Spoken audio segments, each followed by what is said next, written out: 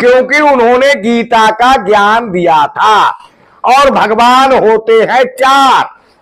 भगवान को तो किसी ने देखा नहीं है, लेकिन भगवान जो दिखाई देते हैं हर समय, मतलब हर इंसान को दिखाई देते हैं, वो भगवान होते हैं चार। कौन कौन से होते हैं चार? हाँ हाँ, गुरु और अतिथि। माता भगवान होती है, क्योंकि वो हमें जब हम भोजन नहीं करते, जब हमारे, अब देखो आ गई बात भोजन वाली, तब कार्बोहाइड्रेट कहां से मिलता है? एक बच्चा हाथ पैर चलाता है, रोता है, रोने के लिए भी तो एनर्जी चाहिए या नहीं चाहिए? और भी काम क्रियाएं करता है, हाथ हिलाता है, पैर हिलाता है, रोता है, खेलता है। तो एक माँ अपना दूध उस बच्चे को पिला के कार्बोहाइड्रेट उसे देती है या नहीं?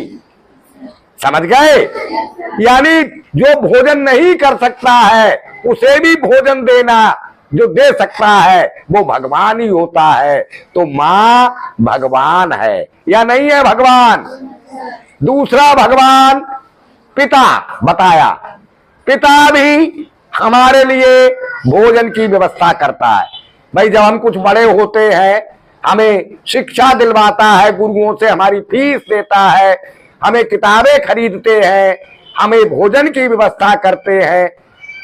अभी पिता भोजन की व्यवस्था ना करे तो आप लोग भोजन नहीं मिल पाएगा, है ना? एक बच्चे को जो थोड़ा बड़ा हो जाता है वो नहीं भोजन कर सकता, उसके पास नहीं है भोजन की व्यवस्था, पिता ही करता है। इसलिए पिता भी भगवान होता है। और कौन होता है भगवान? गुरु। वो ज्ञान देता है जिससे हम भोजन की व्यवस्था कर सके, है ना? गुरु एक रास्ता बताता है जिससे हम स्वयं भोजन कर सके और दूसरों को भोजन करा सके। ये गुरु होता है।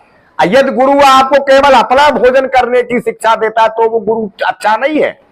गुरु का काम यही है, खुद भोजन की व्यवस्था, इतना भोजन की व्यवस्था करने लायक आपको बनाने की शिक्षा दे कि आप खुद भोजन कर सको और 10 या कुछ और लोगों को भी भोजन करा सको।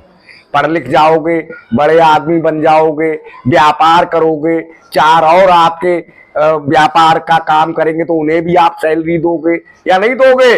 तो उनकी भी भोजन की व्यवस्था होगी या नहीं होगी, है ना? तो ये गुरु होता है। तो गुरु भी भोजन की व्यवस्था के योग्य बनाता है हमें, इसलिए वो भी भगवान है। समझ गए? यानी कार्बोहाइड्रेट हमें चाहिए।